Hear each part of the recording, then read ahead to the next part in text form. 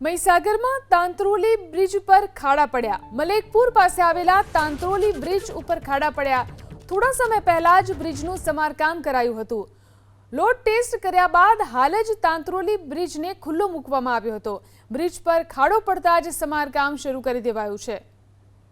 તો જોઈ શકાય છે બ્રિજની આ સ્થિતિ કે જ્યાં ખાડા પડેલા જોવા મળી રહ્યા છે। મહીસાગરમાં આવેલો છે આ તાંત્રોલી બ્રિજ। મલેકપુર પાસે આવેલા તાંત્રોલી બ્રિજ ઉપર આ ખાડા જોવા મળ્યા। થોડા સમય પહેલા જ આ બ્રિજનું સમારકામ કરવામાં આવ્યું છે। થોડા સમય પહેલા જ બ્રિજનું સમારકામ કરાયું હતું। લોડ ટેસ્ટ કર્યા બાદ હાલ જ તાંત્રોલી બ્રિજને ખુલ્લો મૂકવામાં આવ્યો હતો।